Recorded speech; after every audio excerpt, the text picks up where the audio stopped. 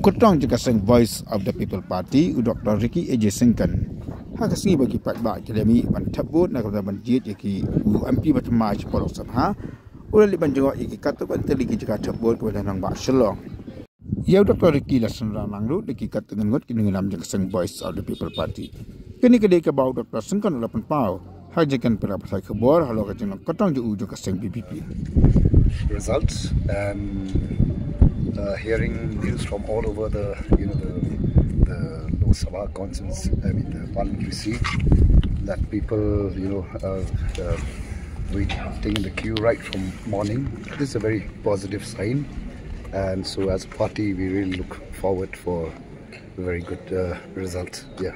So during the campaigning process, we see a lot of heavy turnout for the VPP and all. Do you think this all will translate to votes? Absolutely, yes. They say the competition is really tough between the VPP, Congress, and the NPP, and the UDP also, of course, but mostly the three. So, which side do you think it's going to swing now? I mean, you have campaigned, you have gone to the grassroots, you have connected with the people. What are your readings? What are your findings? Well, I'm sure we will come out victorious in this election. Yeah.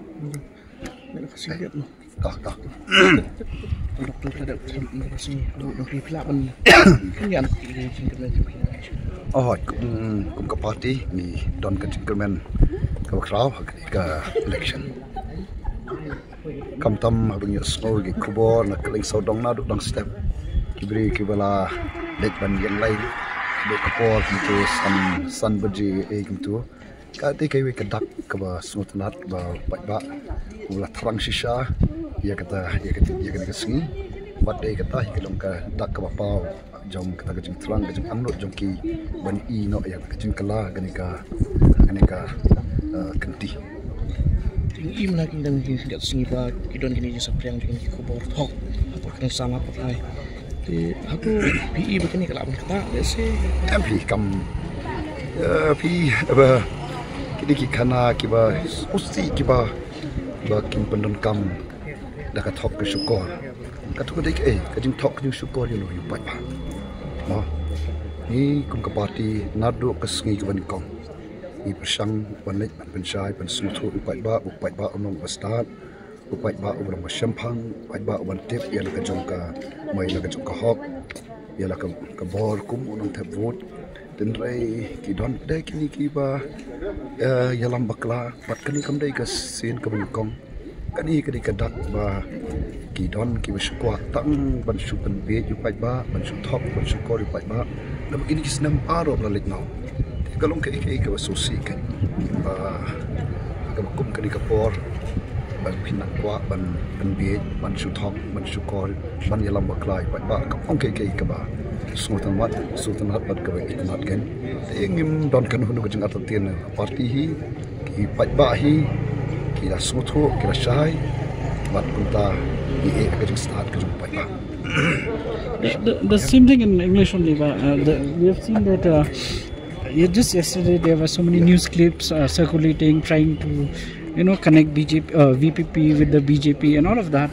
So what do you see? How do you see this attempt to malign the image of the party? See, as a party from day one when we started our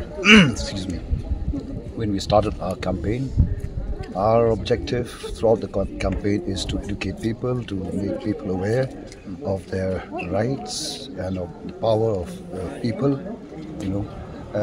Unfortunately, these elements, it's not just this time, but all throughout the years gone by, that this has been dirty tricks.